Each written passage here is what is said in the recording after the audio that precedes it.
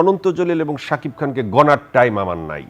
যখন একটা মানুষ নিজেকে এইভাবে কথা বলে তার মানে সে নিজেকে ধরেই নেয় যে I don't want to count anyone because I am bigger than them.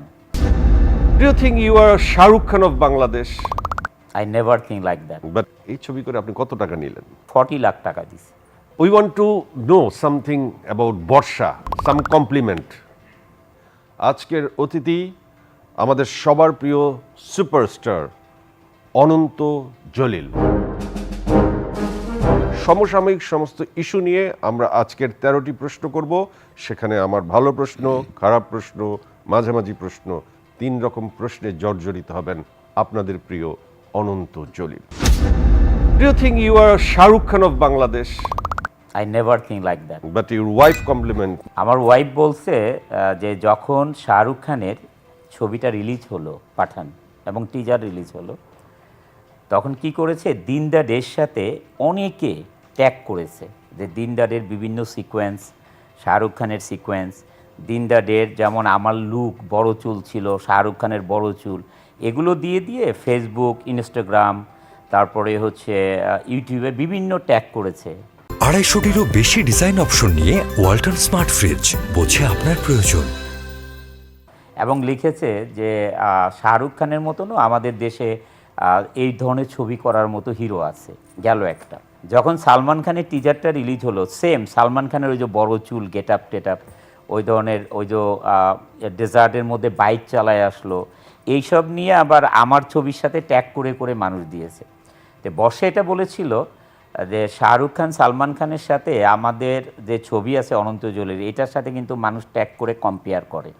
ভালো কিছু করলে ভালো কিছুর সাথে মানুষ কম্পেয়ার করে, বাট এইটাকে মানুষ বানাই নিছে। এবং ও কিন্তু বর্ষার যদি স্পিচটা দেখা যায় সেখানে বলছে যে Shahrukh Khan is the very big star, international star.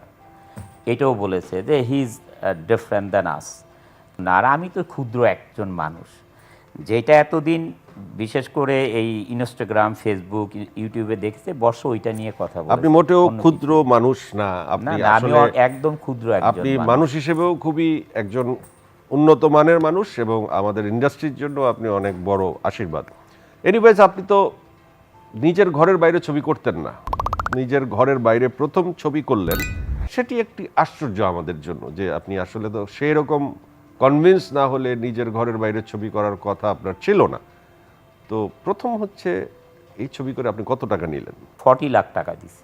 আপনাদের দুজনকে নাকি না না, আপনাকে একা? বর্ষা 10 লাখ টাকা দিছি। আপনি 40 লাখ টাকা। তাহলে এই সিদ্ধান্ত কি আমরা আসতে পারি বাংলাদেশে এই মুহূর্তে যত নায়ক আছে আপনি সবচেয়ে হাইয়েস্ট পেইড নায়ক?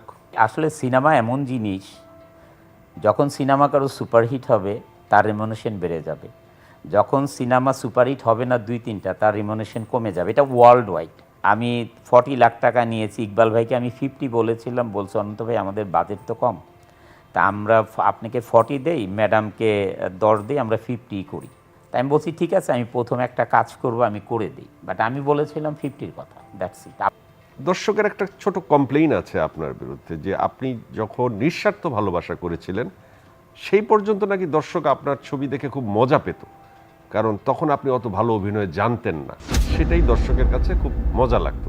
এরপর নাকি আপনি খুব ভালো অভিনয় শিখে গেছেন, দর্শক সেই জায়গায় কমপ্লেইন করছে উনি এত ভালো অভিনয় শিখে গেছেন, এখন আর ওনার ছবি দেখে মজা পাই না। আর যে কোনো মানুষ চিন্তা করে যে আমি ওনার এই ছবিতে এই জিনিসটা দেখতে পাবো, হয়তো ওইটা দেখতে পাইনি, এটা তার ব্যাপার। তবে প্রত্যেকটা মানুষই, আপনি যখন মিডিয়াতে আসছেন প্রথমে গাজী আঙ্কেল সাথে আপনি আত্মীয় আমি জানি, তা আপনাকে যখন নিয়ে আসছে তখন তো আপনি গাজী আঙ্কেলের যে চাহিদা ওইটা অবশ্যই পূরণ করতে পারেননি। আস্তে আস্তে আজকে আপনি এই জায়গায় চলে আসছেন। না, আমি 2000-এ বাংলাদেশে আসি পড়াশোনা করে। আমরা যখন বলতাম hi bro, how are you, তখন মানুষ তাকায় থাকতো যে হোয়াই আই সে ব্রো। আজকে দেখেন রিক্সাওয়ালাও বলতে পারে hi bro, hi guys WhatsApp. এখন দেখেন এমনই হোয়াটসঅ্যাপ আসলো বাংলাদেশে, রিক্সাওয়ালাও বলতে পারে হোয়াটসঅ্যাপ।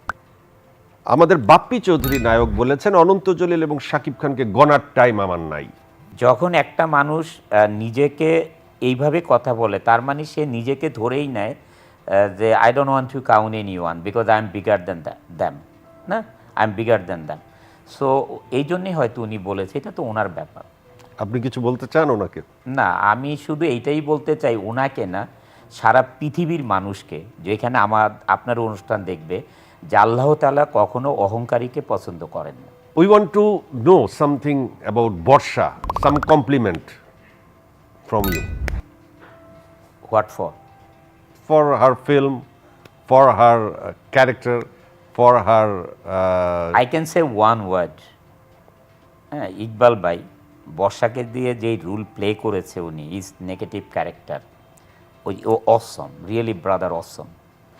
ইউ সি টেইজারে একটা না, যেমন look আছে। বর্ষা যেমন বলেছে যে অনন্ত জলিল বাংলাদেশের বিভিন্নভাবে বলেছে যে ইন্টারন্যাশনাল শাহরুখ খানের সাথে যেহেতু পাঠান রিলিজ পেয়েছে একটা কম্পেয়ার করেছে, আপনি বর্ষাকে কার সাথে কম্পেয়ার করবেন? ওকে, এটা একটা হেডলাইন হয়ে যাবে, আই নো অ্যাবাউট ইট। বর্ষাকে এমনিতে মানুষ বলে দীপিকার মতো লাগে, সবাই বলে। তা ওর লুকটা, হাইটটা ওরকম, তো এইটা বলে আর কি। ইভেন তো আমরা যখন কানে যাই তখনও ওই ফরেনাররাও যারা সবসময় মুভির সাথে রিলেটেড, ওই একসাথে আমরা যেই হোটেলে, সবাই তো এক হোটেলেই, এই ঐশ্বরিয়া দেখেছেন, দীপিকা, সবাই এক হোটেলেই ছিলাম আমরা। তো ওই অনেকে মনে করতো যে মনে হয় ওই হচ্ছে দীপিকা, এরকম কানে অনেকবার কথা হয়েছে এটা So, নিয়ে। তা আমরা আমরা এগুলো বলি না, আবার কখন আপনি দেখবেন এগুলি নিয়ে বড় হেডলাইনটা তো headline এরকমই শুরু হবে যে বর্ষা বলেছেন অনন্ত জলিল শাহরুখ খান, অনন্ত জলিল বললেন বর্ষা না, দীপিকা। এগুলো হেডিং দিয়েন না ভাই, এইসব আমরা তো হেডিং আমরা তো আসলে হেডিং দেই না, হ্যাঁ, মানে heading দেখা যাবে হয়ে আপনার যায়। অনুষ্ঠানে এগুলো শুরু হয়ে গেছে আবার।